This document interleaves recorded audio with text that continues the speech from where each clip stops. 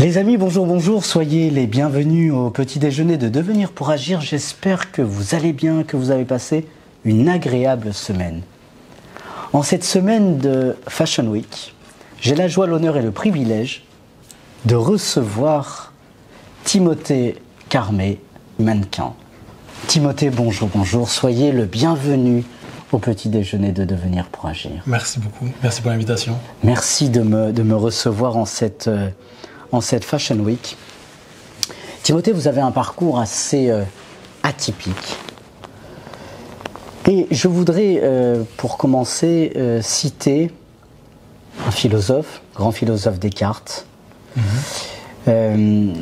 qui souligne « Je pense, donc je suis ». Et vous, Timothée, qui êtes-vous? Qui je suis?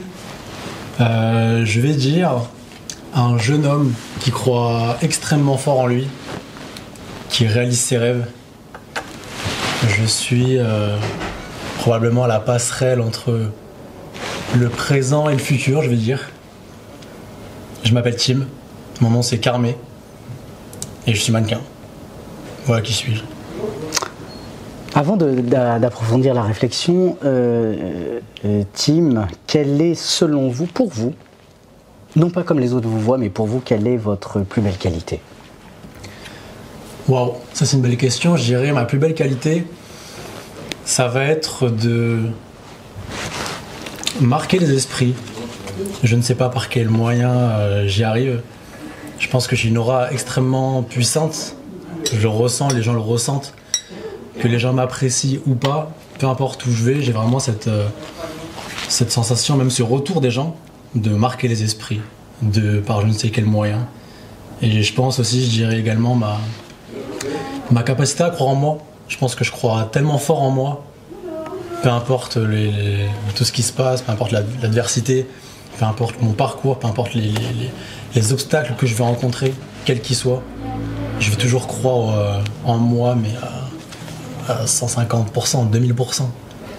Alors vous croyez en vous, vous avez quand même un parcours, très rapidement avant d'approfondir la réflexion sur le mannequinat. Tim, vous avez un parcours assez atypique puisque vous êtes passé de commando parachutiste à mannequin. Oui. Pourquoi et comment? Pourquoi et comment?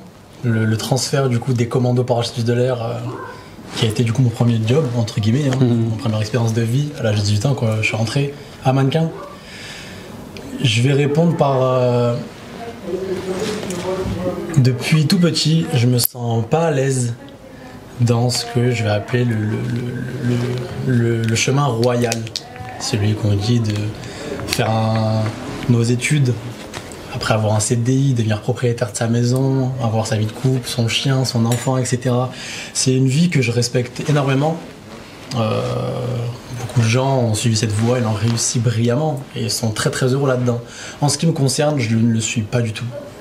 Pourquoi, je ne sais pas. Je sais pas, peut-être depuis la naissance, depuis ma naissance calée sur un canapé, je pense que j'ai été voué à un destin totalement différent. Donc une vie simple ne me correspond pas, je ne me sens pas épanoui là-dedans. J'ai essayé, forcément, pour suivre l'éducation de mes parents qui m'ont tout donné. Quand j'ai tout donné, c'est surtout les valeurs de respect et d'amour. Pour moi, c'est les plus importantes à mon niveau. Mais pourquoi ça? Militaire, j'ai besoin de vie insolite. J'ai besoin de piment dans ma vie. Et du coup, commando parachutiste de l'air, j'ai fait ça pendant 4 ans. C'était quelque chose qui m'a stimulé. Moi, j'ai besoin d'être stimulé en permanence, que ce soit dans ma vie de travail, professionnelle, personnelle, amoureuse. Quand je me lève le matin, il faut que j'ai une stimulation pour pouvoir croquer la vie à pleines dents. Pour moi, la vie, c'est un cadeau. Donc, je sais pas, c'était un petit rêve de gosse. Et moi, comme je dis tout à l'heure, les rêves, je les accomplis. Je reste pas dans mon lit pour continuer de rêver, je me lève pour accomplir mes rêves et pour les réaliser. Donc j'ai fait ça et j'ai eu un parcours de vie assez compliqué, on va dire. Pas plus que d'autres personnes, tout le monde a son histoire et les choses qui les marquent.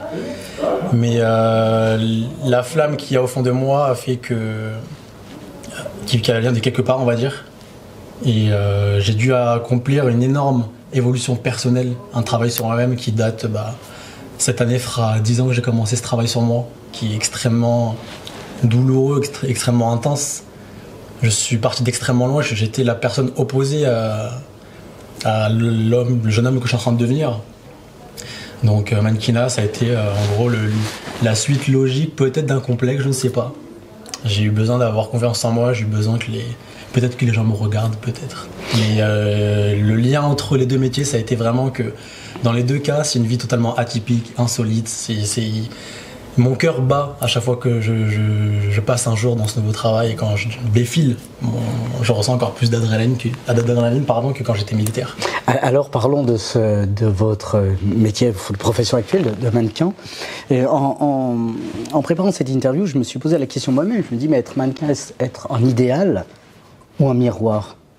Autrement dit, Tim Carmet, pensez-vous que le rôle du mannequin est de représenter un idéal inaccessible ou d'agir comme un miroir de la société? Le métier de mannequin, en gros, qu'est-ce que c'est? Est-ce que c'est un idéal ou un miroir de la société? Un idéal, je dirais aucun des deux. Je pense que tout le monde a une image totalement différente de ce qu'est un mannequin. J'entends beaucoup dire qu'un mannequin, c'est un cintre. Cette image que les gens renvoient de ce métier qui me passionne, pour moi, elle m'horripile, un simple cintre. Ce n'est pas possible. Pour moi, un mannequin, les gens n'ont pas une idée d'à quel point c'est un métier d'une complexité. Mannequin, c'est avant tout un ambassadeur. Mannequin, c'est celui qui va incarner la marque, les heures et les heures de travail qu'il y a eu derrière ce que le mannequin va porter. Il va mettre en avant tout ce travail, que ce soit des couturiers, de chaque aiguille qui est passée dans chaque tissu, de chaque design qui a été créé. Il y a tellement de travail qu'un mannequin se doit l'excellence. Ce mannequin-là, il va être entre guillemets, le déclencheur, si je peux me permettre de dire ça comme ça, d'un chiffre d'affaires qui va être énorme. Ça reste du business. Un mannequin, pour moi, c'est un travail. À la seconde où je me lève le matin, je suis en constante représentation. Je suis un mannequin. Mon image ne peut pas être dégradée. Je ne peux pas avoir de mauvaises rumeurs à mon égard parce que si je viens représenter une grande maison, peu importe laquelle c'est, je dois être à l'image de cette maison. Si je viens d'une maison prestigieuse, je ne peux pas me permettre d'être celui qui boit un verre de trop et qui dégrade son image dans une soirée pour simplement un amusement. Alors c'est intéressant, Tim Carmet, ce que vous dites, parce que vous dites le matin, quand je me lève, je suis en représentation. Être mannequin, est-ce être ou paraître? Non, c'est être. Alors pourquoi vous parlez de représentation? C'est pas une représentation, c'est une incarnation. Ce n'est pas la même chose. Quelle différence faites-vous? Entre l'être et le paraître? Non, entre représenter et incarner. Représenter, pour moi, ça va être assez vague, assez... Comment dire? Ça va être pas assez subtil. Alors que l'incarnation, je rentre dans la peau du personnage, je rentre dans la pensée de ce qu'a voulu le directeur artistique. Je dois faire, que ce soit de ce que je porte, de ma personnalité, de mon physique, de tout ce qu'il y a là, je dois en faire une seule et même entité pour pouvoir proposer ce qu'il faut en fait. Je sais pas si je me suis bien exprimé. Si, non, mais c'est intéressant parce que vous faites la fluidité de l'interview parce que vous réfléchissez, on est en train de réfléchir à la fois sur qui vous êtes, aussi sur cette image que vous représentez, que vous incarnez, et la construction de l'image de vous-même finalement. Et Tim Carmet, en tant que mannequin, vous incarnez l'image que d'autres créent pour vous. Les maisons créent une image pour vous. Et comment revendiquez-vous cette liberté, votre propre liberté, alors que l'on essaie de créer une image de vous? Je pense qu'à partir du moment où je viens du coup à incarner ce que veut la marque ou la maison, il est important de faire son travail correctement, mais je vais dire c'est un petit peu comme un acteur bien qui rentre dans la peau du personnage. Je vais dire Pierre Ninet dans le film Yves Saint Laurent. Il est important que lorsqu'on voit le film, on oublie un petit peu le côté Pierre Ninet, qu'on se dise wow, tellement c'est bien joué, on ressente le profil de Yves Saint Laurent. J'ai pris cet exemple-là comme ça peut être un autre, mais derrière, il y a quand même un humain, il y a quand même une carapace, il y a quand même une histoire qui fait que si la personne joue ce rôle aussi bien, c'est parce qu'elle y met aussi quelque part une partie de son histoire. Donc je pense que c'est une sorte de symbiose entre le rôle qu'on lui donne et la personnalité. Il faut réussir à trouver un juste milieu pour faire justement le rôle parfait. Je ne suis pas un simple cintre, comme je disais, il faut que... Et quelle est la place de la liberté alors? C'est-à-dire... Restez-vous libre, restez-vous qui vous êtes vous-même en défilant. Bien sûr, obligatoirement, je pense que on a tous un libre arbitre. Moi, je sais que j'ai une certaine ligne conductrice, j'ai des valeurs et j'ai besoin de rester moi-même à 100%. Enfin, pas à 100%, c'est à 100%, mais je ne peux pas défiler pour... je sais pas, j'ai pas d'exemple en tête, mais je peux pas défiler pour quelqu'un si, au fond de moi, je n'en ai pas envie. Si j'ai envie de le faire, c'est que j'apprécie le travail de la personne, c'est que je suis d'accord en 100%, donc je peux pas me permettre de m'oublier à 100% et de ne plus exister pour quelque chose. Je reste quand même un être humain et je pense que c'est important d'avoir, comme je disais tout à l'heure, la symbiose entre les deux. Donc la notion de liberté, je pense que oui, dans n'importe quelle période de ma vie, je me sentirai et je me sens et je me sentirai pour toujours libre, obligatoirement. Parce qu'il y a des codes quand même dans le mannequinat. Oui, bien sûr. Et donc qui dit respecter les codes, dit d'une certaine manière, en tout cas sous-entend d'une certaine manière, ne pas vraiment être libre. Du moment où vous rentrez dans des codes, et d'où le fait que je vous repose, permettez-moi de vous reposer cette question de la liberté. Rentrer dans un code, c'est omettre une part de soi-même. C'est vrai qu'il y a une part du fait qu'on doit se restreindre un petit peu.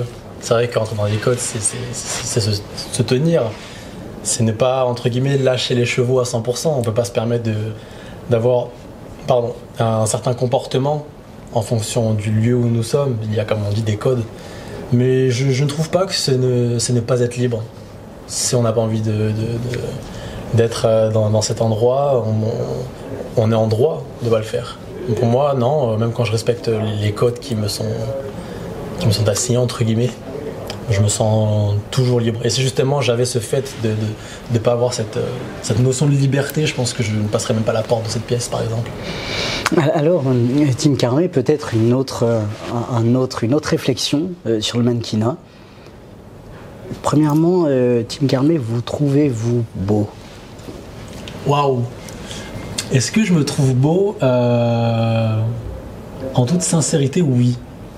Franchement, oui, je ne pense pas que ça soit être hautain de penser qu'on est beau. Je pense que le fait d'avoir déjà rien qu'un amour propre, c'est extrêmement important. Se trouver beau, c'est un combat.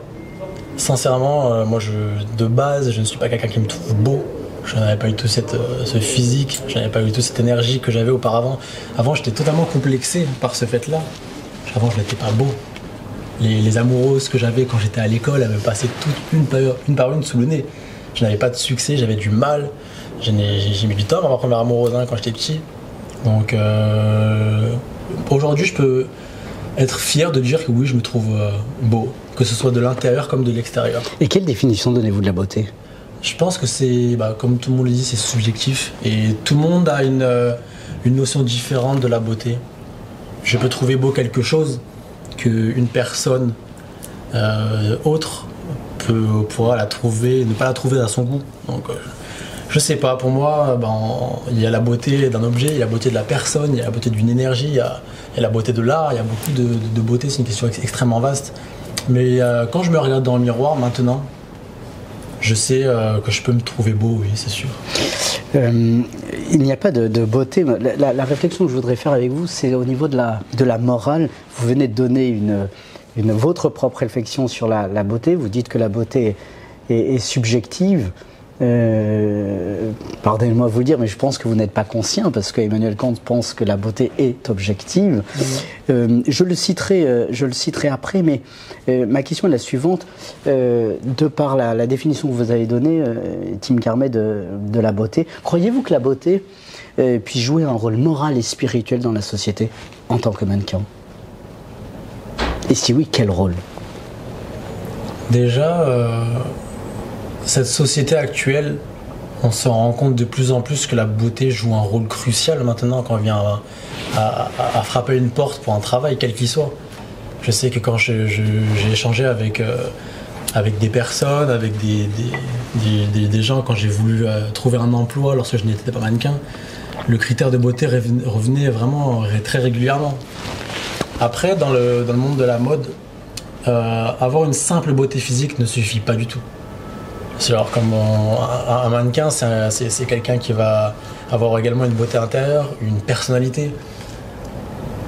Ça ne peut pas jouer à 100% la beauté. Il faut que cette personne-là dégage aussi une énergie. Il y a beaucoup de femmes, il y a beaucoup d'hommes qui sont très très beaux, mais ils n'ont pas plus d'attirance que ça, parce que genre ils ont l'air d'être des personnes un petit peu vides. Ça peut arriver, ça. J'ai rencontré beaucoup de femmes très belles qui m'ont fait me capter mon regard sur l'instant T, mais après avoir essayé de creuser plus que ça, c'était juste entre guillemets une vitrine. Alors qu'il y a des gens qui sont entre guillemets paraissent moins beaux physiquement, mais on parle 30 secondes avec elles, ces gens-là nous captivent, on peut même tomber amoureux de ces personnes, c'est fou.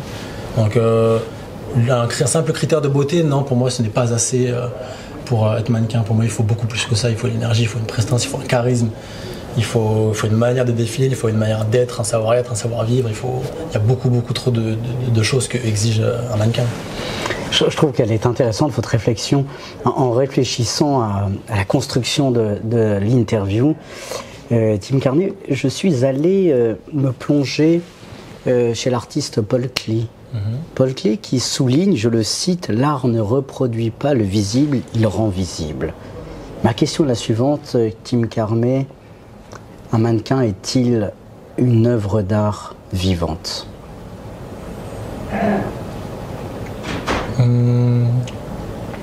Un mannequin est-il une œuvre d'art vivante ?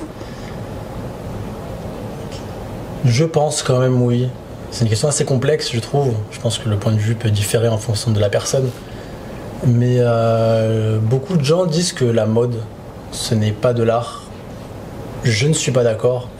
Pour moi, la mode est art, et dans l'art, il y a de la mode, je ne sais pas comment le dire, mais il y a beaucoup de grandes maisons qui se sont par exemple inspirées de certains musées, de certaines œuvres sur tableaux, sur sculptures, etc. pour faire justement leur propre collection. Donc forcément, si un designer, un DA va s'inspirer d'une œuvre d'art contemporaine ou autre pour créer sa collection, forcément le mannequin qui va venir incarner cette collection, forcément je pense qu'il y a lors d'un défilé, oui, on peut considérer ça complètement comme une art. Moi je le pense très fortement, oui. Donc si vous considérez un mannequin comme une œuvre d'art, Tim Carnet, êtes-vous un artiste ? Complètement. Je me considère totalement comme un artiste. Déjà parce que j'aime l'art profondément, dans tout domaine confondu.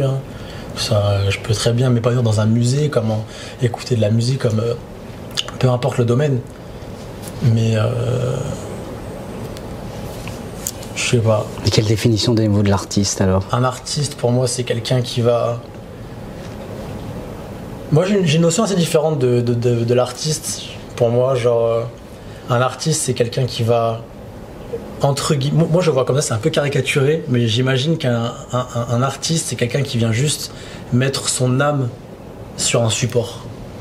Je vois comme ça. Donc un artiste ça peut être du coup, comme je dis, un mannequin, sa façon d'être, sa façon de s'habiller, de positionner chaque accessoire, ça a une valeur, c'est quelque chose de réfléchi. C'est comme le comportement physique, il en dit beaucoup. On peut voir la personne à travers ce qu'elle porte, ce qu'elle dit, ce qu'elle ressent. De la même manière qu'on peut ressentir l'âme de l'artiste à travers un tableau, à travers une musique. Quand on fait une musique, on écoute, peu importe le type de musique.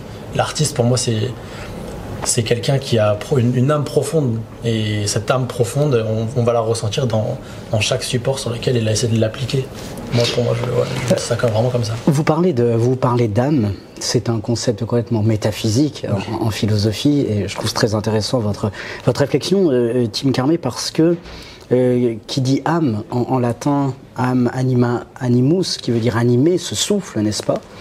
Vous êtes un artiste, vous êtes un mannequin, vous avez un souffle. Autrement dit, quelle est pour vous cette place du souffle, c'est-à-dire la créativité dans votre art du mannequinat ? Comment créez-vous en défilant, en étant mannequin ? Et que créez-vous ? Je vais dire une énergie. Une énergie. Je pense que l'énergie, à partir d'un certain stade, elle est tellement puissante qu'elle peut créer une atmosphère. Et cette atmosphère, cette énergie, les gens, quand ils vont la percevoir, la ressentir, ils vont ressentir cette énergie, ils vont ressentir cette âme, cette chose vivante qui fait que la personne ne peut qu'y être sensible si l'âme en face elle est assez puissante pour le transmettre. Mais cette âme sensible dont vous parlez, etc. En défilant, est-ce qu'un mannequin, peut-être, je vais poser la question d'une autre manière, mais un mannequin est-il en quête d'identité? Est-ce que vous êtes en quête d'identité? Ou au contraire, vous essayez de développer ou d'incarner une intériorité? Je pense que le défilé, ou même la photo, je pense que c'est le final de cette quête. Mais oui, je pense sincèrement que toute ma vie j'étais en quête d'identité. Je pense que c'est pas évident pour n'importe qui de trouver sa propre identité pendant une longue période d'enfance, adolescence et même les gens étant adultes, même encore au-delà. On s'inspire, on peut prendre des choses chez des gens pour se créer sa propre identité, non pas copier, peut-être s'inspirer. Mais oui, je pense que pendant une très très longue période de ma vie, j'étais en quête de cette identité. Aujourd'hui, je peux dire que je commence grâce à ça à être en phase avec moi-même. Et c'était un travail extrêmement difficile qui fait que, n'étant pas en phase avec moi-même par le passé, je n'aurais pas pu devenir mannequin parce qu'il faut avoir une certaine symbiose avec son esprit. Je pense que c'est extrêmement compliqué de trouver ça. Alors vous parlez de l'esprit, moi je voudrais parler du corps. On parle toujours du mannequin comme un critère de beauté corporelle. Tim Carmet, quelle définition donnez-vous du corps? Le réceptacle. Je vois comme ça.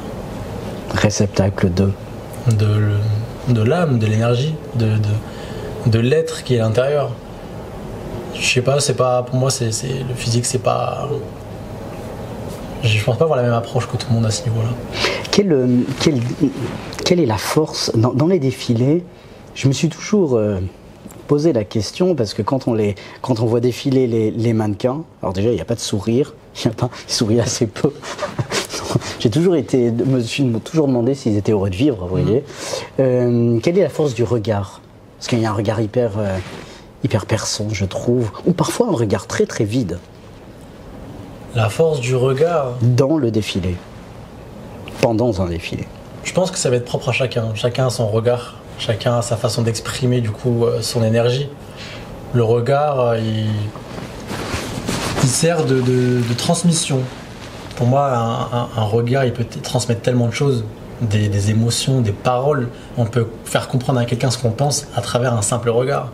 Pour moi, ouais, le regard, c'est simplement un effet de transmission. Peu importe où l'on regarde, que je ne vous regarde ou pas, je peux vous faire comprendre un petit peu ma pensée rien que par le simple pouvoir de mes yeux. Alors il y a un autre pouvoir dans le mannequin, chez le mannequin, dans le mannequinat, c'est le pouvoir des vêtements, de la collection. Le grand penseur Roland Barthes, il parle de la mode comme d'un langage, et il souligne, je le cite, « Les vêtements parlent pour nous ». Que répondez-vous, Tim Carnet, à Roland Barthes? Les vêtements parlent pour nous. Je pense que tout le monde a une notion totalement différente des vêtements. Les vêtements parlent pour nous.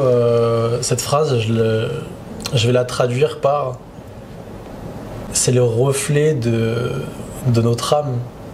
La façon. Je prends l'exemple, le matin, nous sommes face à notre dressing. Ce qui fait qu'aujourd'hui, on va mettre telle tenue, tel haut, on va assembler telle pièce avec telle pièce. On va se dire qu'avec tout ça, je verrai bien cet accessoire-là. De même manière que vous avez mis une cravate de cette couleur-là en rapport avec la couleur de votre costume, avec la chemise. Je pense que c'est une façon de retranscrire son goût de manière physique sur son propre corps. C'est se créer, du coup, ce qu'on dit tout à l'heure, une sorte d'identité. Pour moi, le fait de faire ça, créer quelque chose, l'assembler, ça va en dire énormément sur notre personnalité. La façon dont on va porter les vêtements, dont on va les incarner, dont on va assembler telle couleur, bon, la chemise tout en noir, ça marche pas. Enfin, si ça marche, bien sûr que si, ça peut toujours marcher, mais en fonction de ce qu'on va porter, je pense que ça peut vraiment définir qui nous sommes. On peut très facilement analyser quelqu'un de par sa façon de s'habiller. Oui, mais un mannequin ne choisit pas. Oui, mais dans la vie de tous les jours. Mais moi, je parle du mannequin. C'est-à-dire que quand vous défilez, vous n'avez pas choisi d'une certaine manière ce que l'on vous a demandé de porter. Et donc, vous dites que finalement, le vêtement, je reviens sur ce que vous dites, le vêtement est le reflet de notre identité, de notre personnalité. Or, quand parfois on voit une collection défiler, on se dit waouh, est-ce que c'est vraiment le reflet de son âme d'avoir porté telle ou telle toilette, vous voyez? Ok, je vois. Je me demande si c'est vraiment le reflet de l'âme. Non, alors que vous n'êtes pas libre. Une incarnation, comme je disais tout à l'heure. Mais je pense que tous les gens qui voient un défilé, ils peuvent ressentir ce qu'a voulu transmettre le designer. On peut très bien comprendre à quel point la maison est prestigieuse de par la tenue que va exposer le mannequin pendant un défilé. Je sais pas si Alors, peut-être l'interview va bientôt s'achever. Ok, très bien. Une avant-dernière question, assez rapide. Quel est votre regard aujourd'hui, Tim Carmé, sur l'industrie de la mode? Mon regard sur l'industrie de la mode. Déjà, c'est un immense business. Un business et un monde totalement différent. À partir du moment où on va entrer dans ce monde-là, en toute sincérité, je ne sais pas si c'est réellement possible d'en sortir. C'est un milieu c'est vraiment deux mondes parallèles. Le monde de la mode, c'est un monde d'art. C'est un milieu artistique énorme. C'est un milieu passionnant. On rencontre tellement des personnalités différentes. On rencontre tellement des créations authentiques. Il y a tellement de vie dans ce monde. En ce qui me concerne, depuis que j'y suis rentré, je ne me vois jamais en sortir. D'accord. Une toute dernière question, Tim Carmé. Aujourd'hui, êtes-vous heureux? Waouh. Je l'étais par le passé. Sincèrement. J'ai connu ce que c'est que le réel et authentique bonheur. Donc, l'ayant connu, je ne peux pas dire que pour l'instant, je le suis actuellement. Je vais le redevenir, j'en suis sûr et certain. C'est une quête, évidemment, que tout le monde recherche, tout le monde cherche le bonheur. J'ai la chance de l'avoir connu pendant une courte période de ma vie, mais je sais ce que c'est et il est clair et net que je suis sur le chemin pour le reconquérir. C'est ce que je vous souhaite en tout cas. Merci, vraiment. Je vous souhaite à tout le monde de pouvoir vivre ça. Le bonheur, c'est quelque chose c'est inexplicable, c'est encore plus intense qu'un rêve. C'est waouh. Je souhaite à tout le monde de vivre le bonheur, que ce soit sur une courte ou longue période. À tout le monde, je le souhaite. Magnifique. Merci beaucoup, Tim Carmé, de m'avoir reçu. Merci de la profondeur de votre réflexion. Et je vous souhaite une très belle Fashion Week. Merci beaucoup. Merci. Les amis, merci beaucoup de nous avoir suivis. Je vous souhaite une très agréable semaine et vous donne rendez-vous la semaine prochaine pour de nouvelles aventures. À très bientôt. Merci pour votre fidélité. Ciao, ciao.